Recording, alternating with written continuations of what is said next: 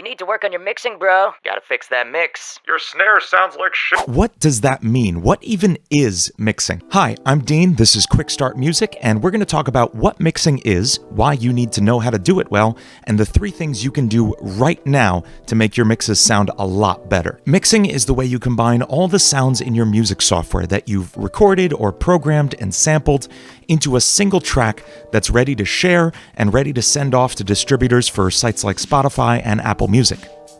And that's simple, right? You just play all the sounds at the same time and it's good to go. Well, that's kind of like saying you just put all the ingredients on the plate and it's ready to serve. Well, no, you gotta cook it first. You can't serve raw chicken. Mixing is really the process of balancing the levels of all the different instruments and sounds you have and adjusting those sounds so they fit together better and get the right sound for the track you're trying to create. So, how do you do it? Now, mixing is an enormous topic. It's way too much to cover in one video, but it can be boiled down to just 3 simple concepts. First up is balance. Balance is the volume and placement of every track in your mix. It's finding the right volume levels to put each instrument at so you can still hear everything clearly. So this is a really simple little metal tune I just wrote, and it's got really terrible balance. I can't really hear anything. All I hear is this synth, this crazy thing. I'm going to turn that off for a second, just so I can hear the rest of the track. It's better, but now all I can hear are guitars. I can't really hear the drums. And we've got a cool drum groove here. I want to hear it. Now, most new mixers' first instinct would be turn up the drums, make it louder.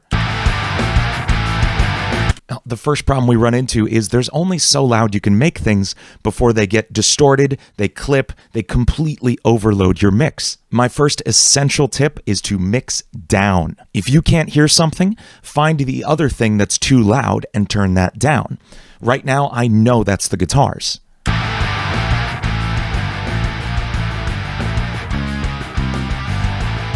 I think the bass is too loud too.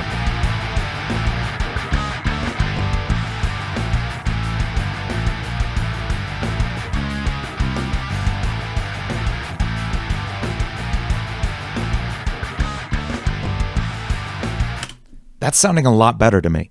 It's quieter, yes, but we're going to turn this up later. Don't be afraid to mix really quiet. In fact, mixing too loud tires your ears out more quickly, and it'll mislead you into thinking your mix sounds better than it is. Don't worry, we're going to make this mix really loud at the end. For now, we're just focused on being able to hear everything we need to. Now that we've leveled out those instruments, let's try bringing in this crazy synth thing again. I'm going to start it at a really low volume and just fade it up until I can barely hear it.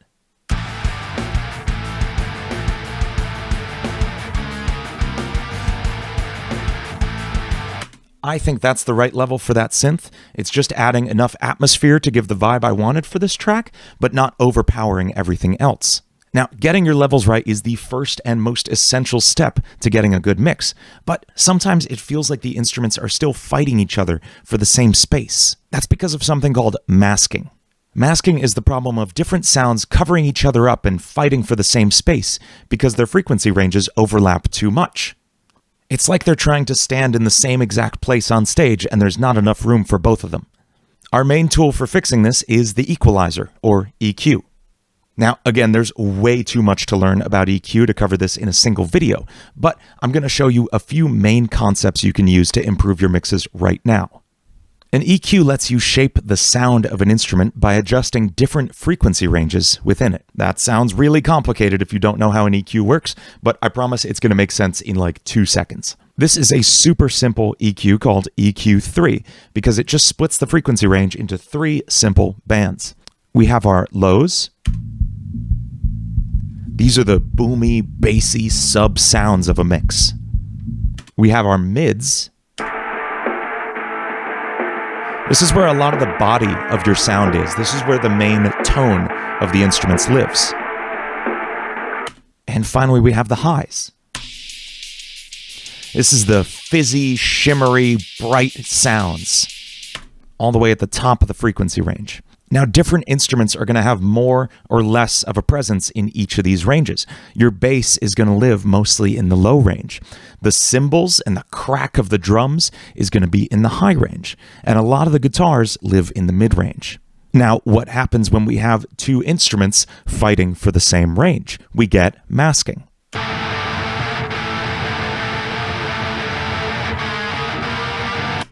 Some EQ plugins will actually show you what the frequency range of an instrument looks like. Check this out. Let's compare that to the frequency range of the bass.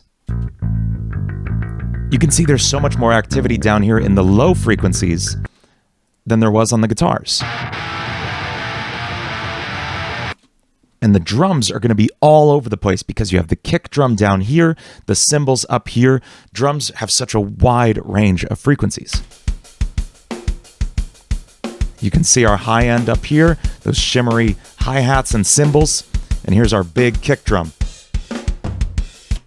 Looking at the EQ of the guitars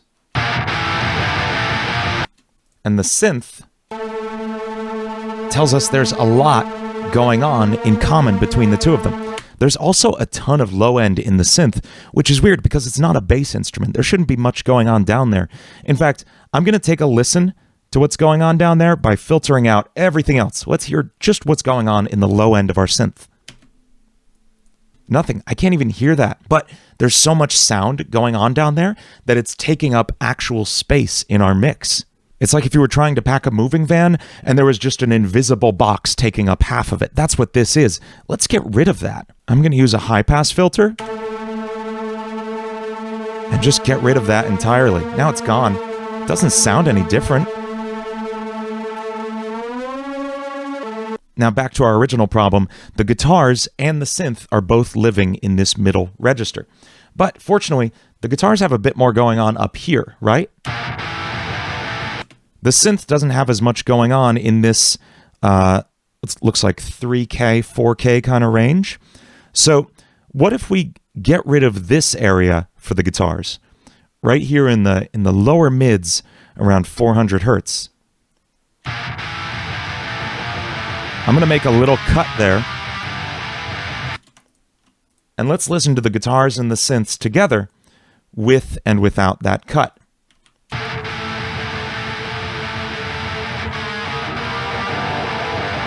Notice how you really can't hear the synth now that I've boosted this frequency? Because that's all the synth has. But if I cut, it lets more of the synth through. That's pretty good. Now, I noticed there's a lot of low end going on in the guitar. A lot of it overlaps with the bass. Something we'll do really often, you can see they're both living in this 100 range. And that's causing them to fight each other a little bit. I can't really hear the bass too well. So something we will often do when mixing distorted guitars especially is throw a high-pass filter on like this. And just pull it up until I hear the slightest difference. That's where I want to stop with a high-pass filter. If I go too far, it's going to sound like that. That's no good. I want to find the edge of where things start to change. That feels pretty good. Let's listen to our whole mix.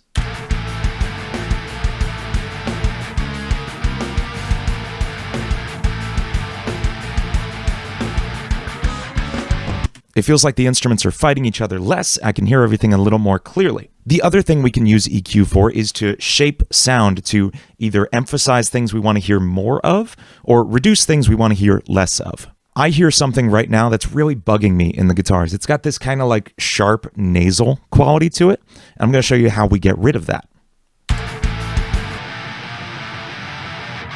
I can hear this like kind of sound, this hiss in there. Now, from experience, I pretty much know where that sound lives on the frequency spectrum, but I'm going to show you how to find any sound you don't like and you want to get rid of, and then how to fix it. It's really simple. We're going to take just one band of this EQ. I'm going to turn down the Q so it gets a little more narrow. I guess turn up the Q in this case. Every EQ is a little different.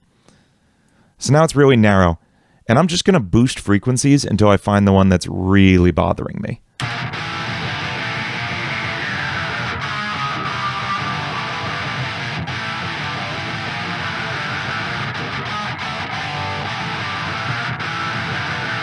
It's this one right here.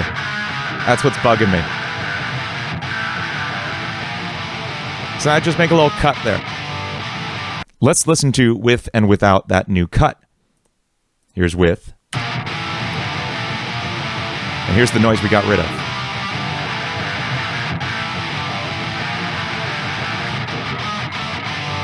See how you can use an EQ to improve sounds so quickly and so easily? It's really such an essential tool, and it's so simple once you understand the basics of how it works. Now, sometimes you want to emphasize more of a sound you do like. For example, I really want more bass in our bass. I'd like more low frequencies, more thump. Let's listen to our bass. And I'm going to boost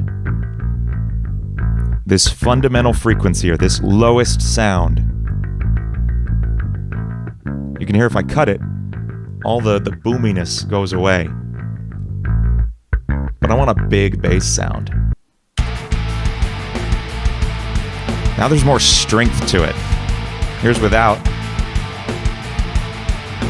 And with.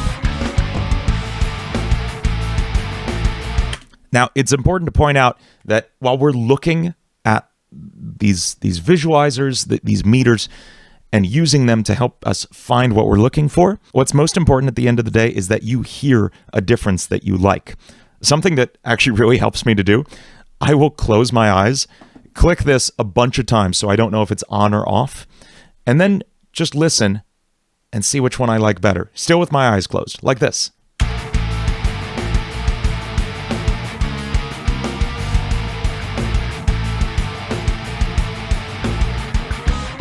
That's the one I like, and it's on. Good, we made a good change. If you can't hear a difference in the changes you made, or worse, if you open your eyes and picked the one without the change made, you know you went the wrong direction and it's time to try something else.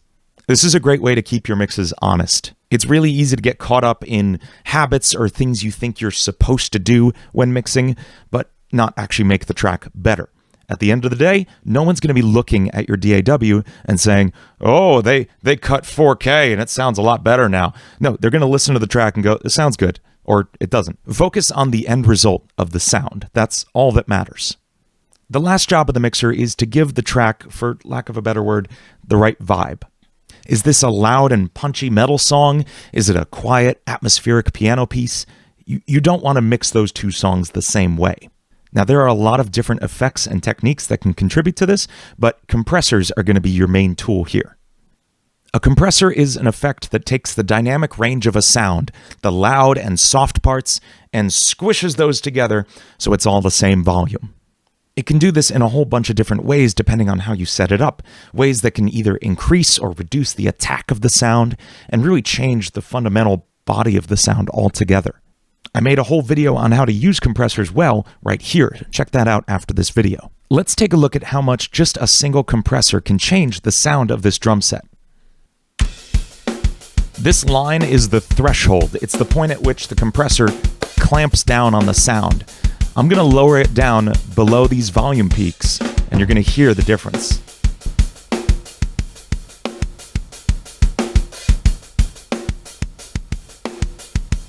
Notice how it sounds punchy and full and just compressed, for lack of a better word. Now, that was kind of extreme for a drum sound. I'm going to back it off a little bit from there.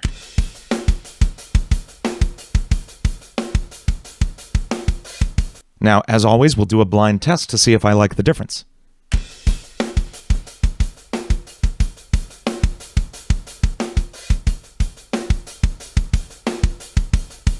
Good, we're good.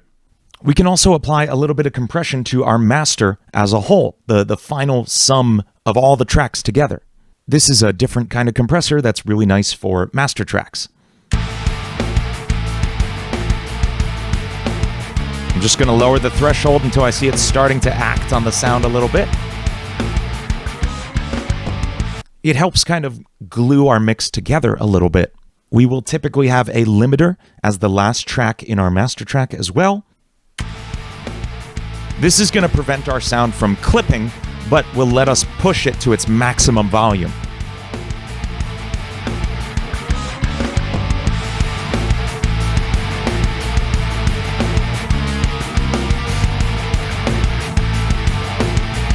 That's sounding pretty good to me. Let's take a quick listen to the unmixed and mixed versions of this track. I've turned down the synth a little on the unmixed one because it's just literally unlistenable and that kind of defeats the purpose.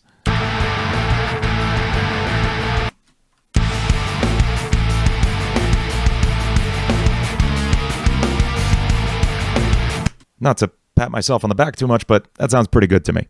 Now, these effects on the master channel are often considered part of the mastering process, which is kind of a separate thing from mixing, although the lines between the two are starting to blur more and more, especially for home producers. To truly improve your mixing, you need to study. This can be as simple as listening to songs you really love the sound of and paying close attention to the balance between the instruments and trying to imagine how that mix fit together. But when you're just starting out, it can be really hard to know what to listen for. I really recommend watching as many mixing tutorials as you can. There are some great videos here on YouTube, but if you're looking for something more structured that goes over every step of the mixing process from start to finish, check out my mixing course over on quickstartmusic.com. There's a link in the description with all the info about that course, and you can even get 1 week of free lessons to start with. You can also download the tracks and the Ableton files we worked with today for free. Just click the link in the description for that. I hope this video gave you a better idea of what mixing is, but to really improve your mixes, you need to know how to use a compressor. And for that, you need to watch this video. I guarantee you've been using them wrong. Thanks for watching, subscribe for more videos like this one, and I'll see you next time here on Quick Start Music.